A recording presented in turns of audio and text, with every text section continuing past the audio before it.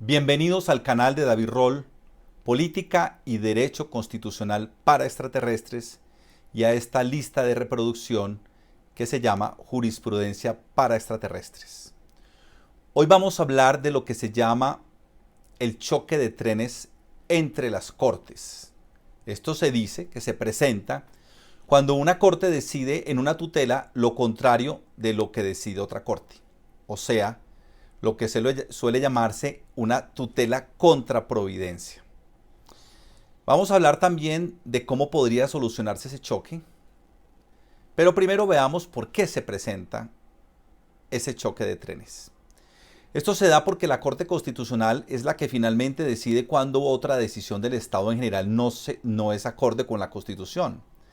Pero otras altas cortes, especialmente el Consejo de Estado, están diseñadas para decidir sobre asuntos muy especializados en instancias muy altas, por lo que a algunos no les parece bien que se contradigan sus decisiones expertas.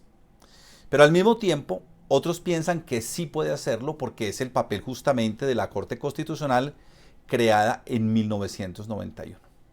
La cuestión que se pregunta es, ¿cómo puede resolverse este conflicto? Primero que todo, tenemos que pensar que antes de 1991 existía solo una sala constitucional dentro de la Corte Suprema, pero era muy inflexible y bloqueaba cambios constitucionales que eran necesarios para una sociedad que estaba cambiando mucho, que enfrentaba varios retos, como el problema de legitimidad, o sea, de confianza en las instituciones democráticas existentes, los grupos armados contra el Estado, la ausencia de mecanismos efectivos para proteger los derechos de los ciudadanos. Pero también hay que decir que afortunadamente esa sala reaccionó y aceptó que se hiciera una Asamblea Nacional Constituyente. Y lo hizo, aunque formalmente esto no era posible en la Constitución vigente en ese momento. Fue entonces un acto jurídico, político, que dio lugar a nuestra actual Constitución. Y fue en ella cuando se creó la Corte Constitucional y se dijo que entre sus funciones estaban revisar en la forma que determine la ley las decisiones judiciales relacionadas con la acción de tutela de los derechos constitucionales. Y también creó la tutela, que decía que toda persona tendrá acción de tutela para reclamar ante los jueces la protección inmediata de sus derechos constitucionales fundamentales, el famoso artículo 86. Es importante aquí hacer un recorrido histórico que un momento dado en el proceso de construcción de las instituciones, en algunos casos por las buenas, pero en otros por las malas, por ejemplo, cortando la cabeza del rey Carlos en Inglaterra y de Luis XVI en Francia, que no debía haber un poder único. La idea era, como decía Montesquieu, que el poder controle al poder dividiéndolo. Pero eso supone que, por supuesto, haya peleas frecuentes entre esos poderes, y a eso es lo que se le ha llamado choque de trenes. Antes se usaba esta expresión solamente cuando había diferencias entre los poderes ejecutivo, legislativo y judicial. Pero el Estado moderno se modernizó mucho y ya no solo hay esos poderes, sino otros, como por ejemplo el control, el poder del control. Estoy hablando de la Procuraduría y la Contraloría en nuestro caso, por dar unos ejemplos. Entonces ya lo que hay es una compleja red de poderes independientes, aunque conectados al interior de cada poder. Y es por eso que se presentan también choques dentro de la rama judicial en Colombia entre las diferentes cortes, Corte Constitucional, Corte Suprema, Consejo de Estado, Consejo Superior de la Judicatura, y a veces al interior de cada una de estas. Y uno de esos choques es justamente los fallos o esas decisiones de la Corte sobre unas tutelas que hacen referencia a cuestiones ya decididas por el Consejo de Estado. Y esto en diferentes temas, pero especialmente en los que ha habido dificultades, cuestiones referidas a derechos laborales o a derechos políticos. La pregunta es, ¿quién tiene la razón? ¿Y cómo se evita ese problema? ¿Cuál es la respuesta para lo primero? Todos y ninguno. ¿Por qué? Porque es verdad que en algunos casos la Corte Constitucional sí corrigió errores que había cometido el Consejo de Estado de buena fe o que jurídicamente parecían viables, pero también pasó que la Corte Constitucional, igualmente de buena fe y con argumentos jurídicos viables, cometió el error en algún fallo y revirtió decisiones que eran adecuadas que había tomado el Consejo de Estado. Son disquisiciones jurídicas, de eso se trata. Pero ¿cómo se soluciona eso? Es la pregunta, la segunda pregunta.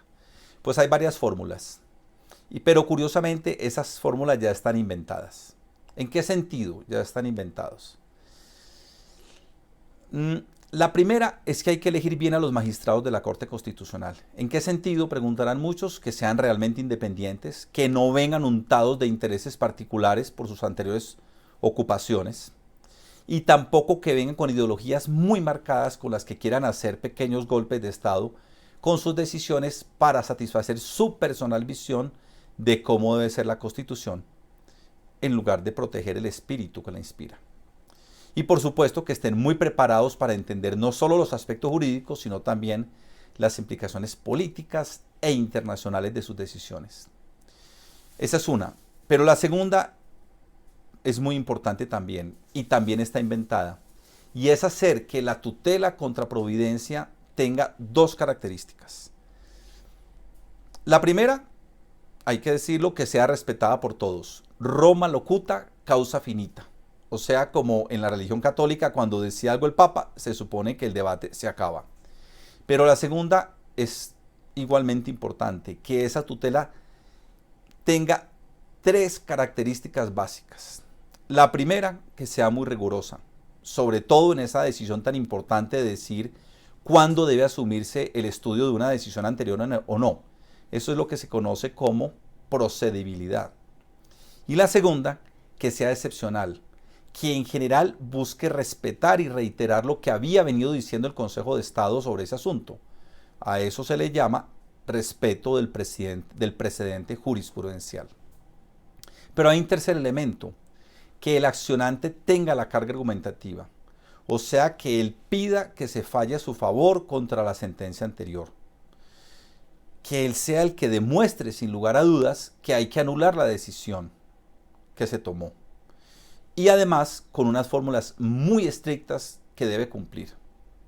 ¿Y por qué digo yo que es una fórmula también inventada y que además ya ha sido pactada? Porque así lo definió la propia Corte Constitucional en su reglamento y el Consejo de Estado apoyó esa decisión y por un tiempo funcionó, hubo dificultades y últimamente ha vuelto a un proceso de normalización que solamente hay que impulsarlo. Entonces hay dos nuevas preguntas acá para finalizar. Entonces, ¿qué pasó? Pues algunos dicen que con el tiempo ese reglamento no se fue cumpliendo. Otros dicen que sí se cumplió, pero que se decidió ampliar el número de casos. Yo creo que es algo intermedio. Sí se amplió un poco más de la cuenta, pero se ha ido recogiendo y se ha ido respetando más el precedente. Por supuesto, la clave es unificar esos precedentes o acercar por lo menos esos precedentes en conversaciones entre las cortes. Así las fórmulas ya están inventadas, hay que respetar los fallos, hay que tener esos requisitos y que sea excepcional, tratar de acercar los precedentes, para eso crear salas conjuntas o por lo menos una comunicación permanente, más bien intensificar las que ya existen. Pero bueno, ustedes se preguntarán cuáles son esas fórmulas estrictas. Esas fórmulas estrictas se llaman requisitos genéricos y específicos de procedibilidad. Hay 6 de los primeros y 7 de los segundos. Y también se preguntarán cuáles fueron los casos en los que algunos dicen que no se está cumpliendo los reglamentos y en qué consisten esos requisitos exactamente y qué se puede hacer.